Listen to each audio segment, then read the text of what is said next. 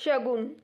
अब पूरा दिन आंगन ही लीपती रहेगी या चूल्हे चौके का भी कुछ करेगी? तेरे बापू हल खोलकर आते ही होंगे। बिस्नी की झल्लाहट का आशा पर कुछ असर ही नहीं हुआ। अपने आप में खोई हल्के हल्के गुनगुनाते हुए आशा तो बस आंगन गोबर से लीपे जा रही थी। उसकी चुनरी बार बार गोबर के लेप में आ गिरती। उसके मन में कई बार आया कि उतार कर रख दे, मगर बापू के डर से ऐसा ना कर पाई।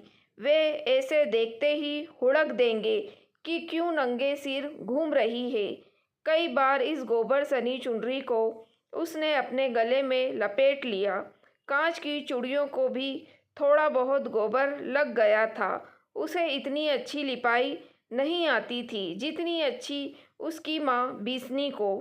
वैसे तो घर के कमरे, रसोई तथा बरामदे में फर्श था, मगर घर का आंगन, पशुओं का बाड़ा तथा एक कोने की में स्थित कीड़ियों वाला कमरा कच्चा था, जिनकी लिपाई करनी पड़ती थी। आशा को कभी कभार यूं गोबर की लिपाई करनी अच्छी लगती थी। बिस्नी तो मिन मेख निकालती रहती, कभी कहती गोबर अधिक मिला दी। कई बार आशा दिन चढ़े तक लीपती रहती तो उसकी माँ डांटती, इतनी भी अक्ल नहीं तुझे कि धूप में लिपा हुआ फट जाएगा, सुबह या शाम ठंडे वक्त में लिपाई किया कर। इन्हीं बातों से आशा चिढ़ जाती। गोबर लिपने में खूब मज़ा आता था उसे।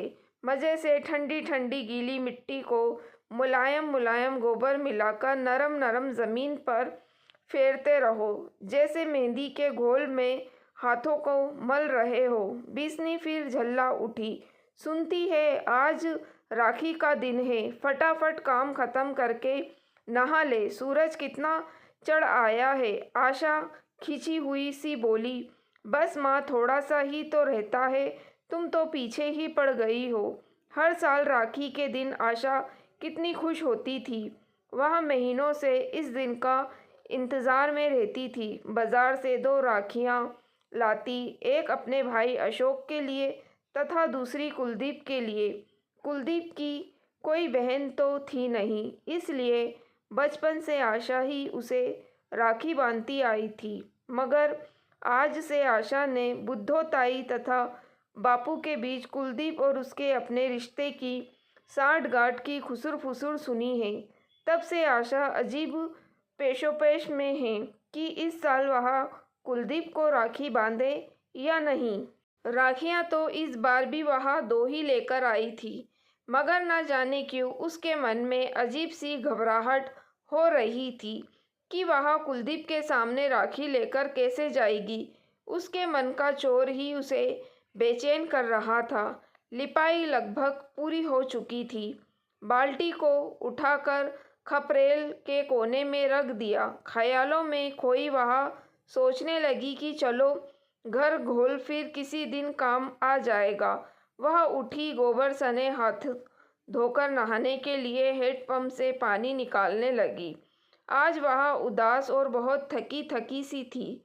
सोचने लगी कि इतने वर्ष वह यूं ही कुलदीप को राखी बांधती रही, मगर जब से उसने होश संभाला है कुलदीप को भैया कहकर नहीं बुलाया। बस उसे इसी बात का संतोष था।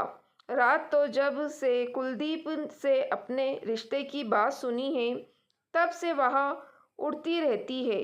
बुद्धोताई ने उसके बापू से कहा था, ईश्वर का दिया सब कुछ है उसके पास। जमीन, पक्का घर है, कुलदीप बैंक में लगा हुआ है, अच्छी खासी तनख्वाह है। फिर सबसे बड़ी बात है कि लड़का शरीफ है, ना कोई ऐब। मगर ताई पार्वती से कहे कौन? इतनी बड़ी बात मैं खुद तो ना कह सकूँगा। हाँ तुम कह या बिस्नी, पहले टोह कर देख लो। क्या बुद्धोताई ने पार्वती चाची से पहले टोकर देखा लिया? क्या कहा होगा कुलदीप ने अपनी माँ से? आशा के गाल तमतमा उठे, हाथ पैर कांपने लगे, पूरे शरीर में झुरझुरी से हुई। इस साल आशा बीए कर लेगी। कुलदीप की यह शर्त भी पूरी हो जाएगी कि लड़की बीए होनी चाहिए। मगर सुना है कुलदीप के लिए एक रिश्ता शहर से आया है। नहीं नहीं, आशा का मन कहने लगा, अगर बापू कहेंगे तो पार्वती चाची ज़रूर हाँ कर देगी। आशा को लगा जैसे कुलदीप को भी कुछ पता चल चुका है। चोर तो उसके मन में था, तभी तो उसके देखने का अंदाज बदलता जा रहा था। बात तो आशा से वह पहले भी करता ही था, मगर अब तो ना के बराबर करने लगा था।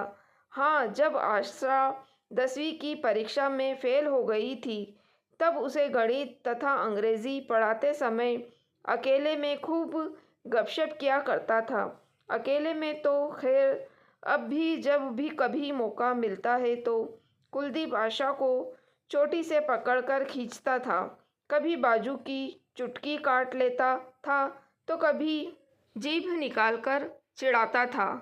कुलदीप ने आशा का नाम बुद्धो ताई रखा हुआ था, क्योंकि आशा भी ताई की तरह ही पुरखों जैसी बातें करती रहती थी। आशा सोचने लगी, खुद भी कितना बुद्ध है, शर्मीला कहीं का। क्या लड़के भी इस तरह करते हैं? बिल्लू को देखो कैसे राह चलती लड़कियों पर फब्बतियाँ कसता है, किसी की चोटी खींच लेता है तो किसी का सरेआम रास्ता रोक लेता है। उस दिन तो बिल्लू ने कमाल ही कर दिया था। आशा मंदिर से लौट रही थी। गली में काफ़ी अंधेरा था। आशा बेखटके आ रही थी। पता नहीं कहाँ एक कोने में अपने घर के आसपास बिल्लू खड़ा था। एकदम उसके सामने आते हुए बोला, क्या बात है? अरे मैडम, ऐसी भी क्या बेरुखी? हमसे भी कभी बात कर लिया करो। हिम्मत देखो उसकी। रास्ता रोककर बाहें पकड़ते हुए बोला, आशा, मैं तेरे लिए जान भी दे सकता हूँ। एक बार वहाँ कहने को हुई थी, जान तो तू सारे गांव की लड़कियों पर छिड़कता फिरता है, एक जान है कहाँ कहाँ देगा। लबरदार का भतीजा है ना, इसलिए तेरी इन करतूतों के लिए पंचायत भी तुझे डांट डपट कर छोड़ देती है। मगर हम लड़कियों की इज्जत। मगर यह सब कहने की हिम्मत नहीं कर सकी आशा। बेहद डरी हुई घबराई हुई बोली, कुछ शर्म है तुझे? कोई देख लेगा तो क्या कहे? बिल्लू की तो मानो हिम्मत बढ़ती ही जा रही थी। दूसरा हाथ भी पकड़ता हुआ बोला, अच्छा छोड़ दूंगा, मगर एक। और उस कमीने ने अपने बदबूदार होठों से आशा के गाल पर चूम लिया। पूरी शक्ति लगा कर बड़ी मुश्किल से वह उससे छूटकर भागी। आशा ने सोचा कि माँ को बता दे, मगर बता नहीं पाई, कहीं माँ उसी को गलत ना समझ ले। तब से देर सबेर आशा ने मंदिर जाना छोड़ दिया था। बाल्टी को कप की पानी से भर चुकी थी और वह ख्यालों में खोई हुई हैंडपंप चलाए जा रही थी। उसने भरी हुई बाल्टी गुसलखाने के अंदर रख दी और किवाड़ बंद कर लिया। काफ़ी देर वह पानी के पास बैठी रही। जब वह मैट्रिक में थी, कुलदीप कॉलेज में पढ़ता था। तब इतने हैंडपंप नहीं थे। आशा ने एक बार कुलदीप को कुएं पर नहाते देखा था। छाती पर बाल, घनी मूछें, मोटी मोटी आंखें, सुंदर गोरे गोरे लंबी लंबी उंगलियां। यह सब सोचकर शरीर में अजीब सी झुरझुरी होने लगी। कितनी ही देर वह चुप बैठी, पानी को निहारती रही। कभी हाथों को डुबाती, कभी पाँव पर पानी डालती। उसका बचपन लौट आया था। पानी से खेलने में उसे सुखद अनुभूति हो रही थी। आज वह हर एक काम पूरी तमन्ना से करना चाहती थी। आज उसे कोई जल्दी नहीं थी। वह चाहती थी कि आज कुलदीप के सम्मुख जाना ना पड़े। काश आज का दिन पंख लगाकर उड़ जाए, या आज की सुबह शाम में तब्दील हो जाए। नहाकर निकली तो आशा कुछ हल्का हल्का महसूस कर रही थी। नया सूट पहना था, बैंगनी रंग की कमीज और सफ़ेद तंग शलवार, जो विशेष तौर पर एक नए फैशन के अनुसार उसने शहर से बनवाई। इस सूट में आशा किसी शहर की लड़की से कम नहीं दिख रही थी। जब वह अपने भाई अशोक को राखी बांध रही थी तो बिस्नी चौखट के अंदर पाँव धरते हुए कहा, देखा, इतनी देर लगा दी तूने। कुलदीप कब का तेरा इंतजार करके दफ्तर चला गया। सुनते ही आशा का चेहरा खिल उठा। चहकते हुए उसने बर्फी टुकड़ा अशोक के मुंह में रख दिया। उसका बापू खेतों से लौट आया था। दिन बीते, महीने बीते, आशा ने बीए कर लिया। उसके भाई अशोक की शादी हो गई। इंद्र ने पार्वती से खुलकर बात नहीं की। इससे पहले ही कुलदीप की सगाई शहर में हो गई। अब शादी की रात खूब जमघट था। आशा का चेहरा खुशी से दमक रहा था। उसने दूर चमचम करती सिल्क का गुलाबी सूट पहना हुआ था और सुनहरी गोरे किनारे और रंग बिरंगे सितारों से जड़ी चुंदड़ी। आशा खुश थी, मगर अंदर से उसे अजीब सा महसूस हो रहा था। वह किसी शहर में पैदा हुई होती तभी। उसकी सहेली किरण ने उसकी चिकोटी काटते हुए कहा, दिल गम से जल रहा है। आशा ने लज्जाते हुए मुंह फेर लिया। कुलदीप उसे ही देख रहा था। बुद्धोताई बोल उठी, बहन का शगुन किसे देगा कुलदीपे।